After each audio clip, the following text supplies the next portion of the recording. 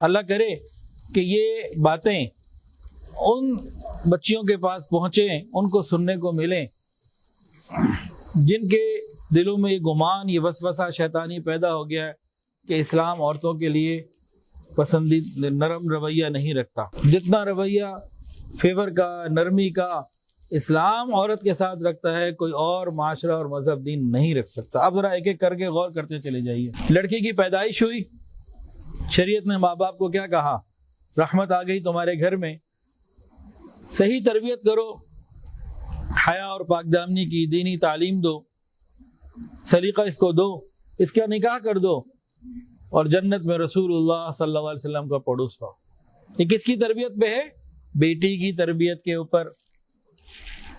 بچی گھر میں ہے، جوان ہے، ابھی شادی نہیں ہوئی، کنواری ہے، اگر یہ کنوارے پن میں انتقال کر جائے، یہ حیا اور پاک دامنی والی بچی ہے، اس کو شہید آخرت کا مقام اللہ نے دیا، قیامت کے دن شہداء کی قطار میں کھڑا کریں گے۔ دنیا میں تو شہیدوں والا معاملہ نہیں ہوگا، لیکن وہ کنواری بچی جس کی ابھی شادی نہیں ہوئی، حیا اور پاک دامنی والی ہے، اور اس کا انتقال ہو گیا، یہ قیامت کے دن شہیدوں میں کھڑی ہوگی۔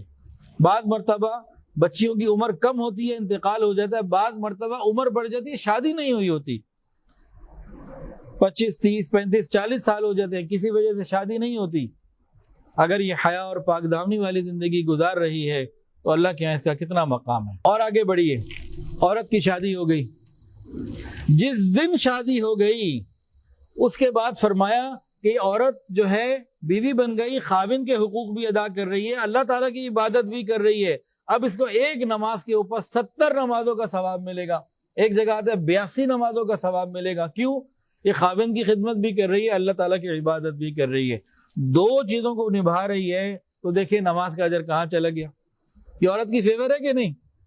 اور آگے بڑھیے، اللہ رب العزت نے سفارش کی عورتوں کی، وعاشروہن بالمعروف، کہ تم ان کا خیال رکھو۔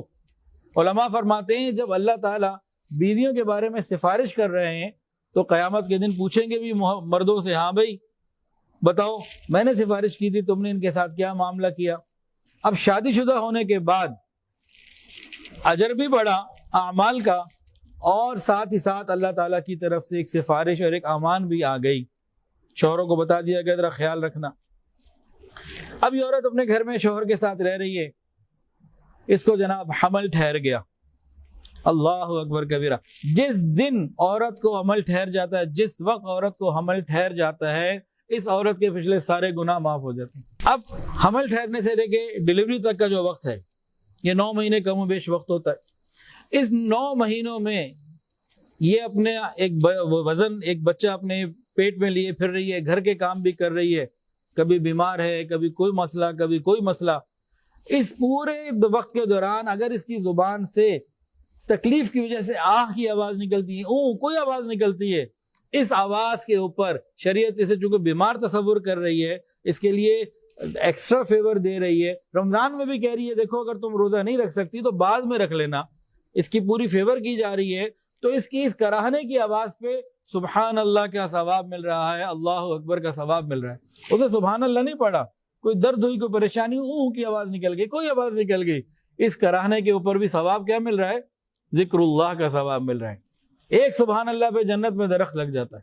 بچہ پیدا ہو گیا، پیدا ہونے کے وقت جو لیبر پین ہوتی ہے، درد ذہ، لیبر پین، ہر درد کی ایک ٹیس کے اوپر، بہت دردیں ہوتی ہیں، ہر درد کے اوپر، ہر ٹیس کے اوپر کیا ملتا ہے؟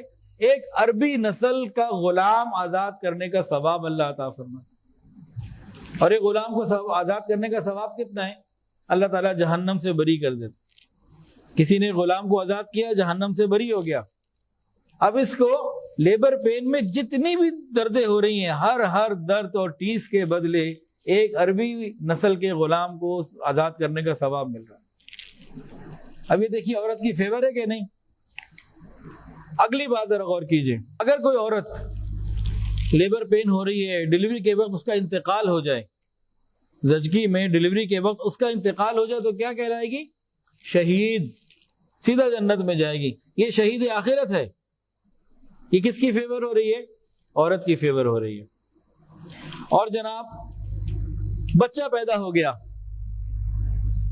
اس نے لیبر پین سے ہی اس کا ثواب الگ. اب بچہ پیدا ہو گیا تو جس وقت بچہ پیدا ہوتا ہے اللہ تعالیٰ فرشتے کو حکم دیتے ہیں جو اس عورت سے کہتا ہے ماں اللہ تعالیٰ نے تجھے گناہوں سے ایسا پاک کر دیا ہے اس دن کی طرح جس دن تو پیدا ہوئی تھی.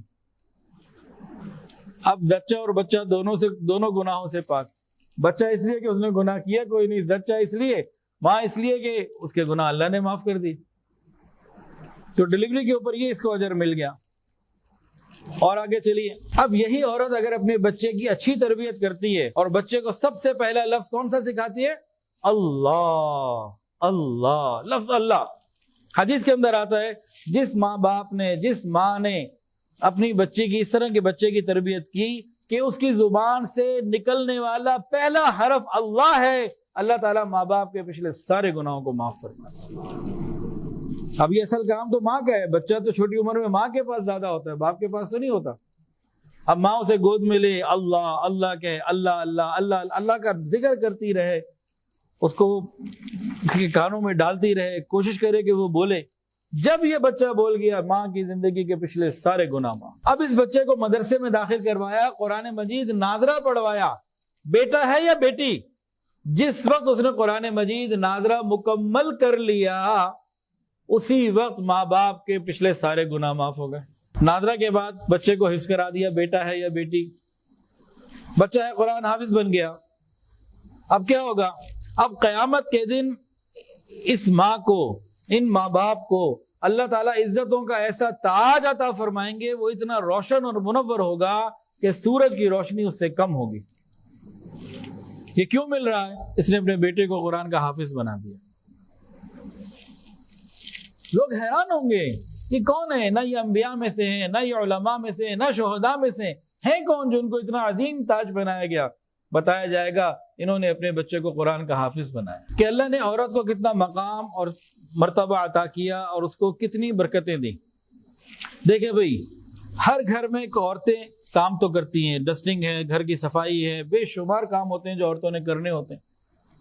اب ذرا بات سنیے, بڑے مزے کی بات ہے.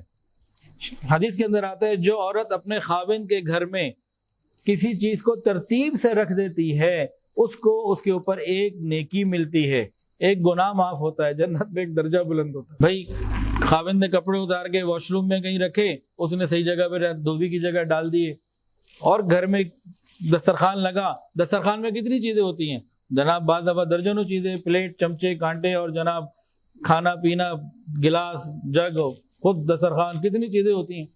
ہر ایک چیز کو واپس سیٹ کرنے کے اوپر ایک نیکی مل رہی ہے, گناہ معاف ہو رہا ہے. تو کوئی بھی عورت گھر میں درجنوں چیزیں روزانہ ٹھیک کرتی ہے تو درجنوں درجات بلند ہو رہے ہیں, درجنوں نیکیاں مل رہی ہیں, درجنوں گناہ معاف ہو رہے ہیں.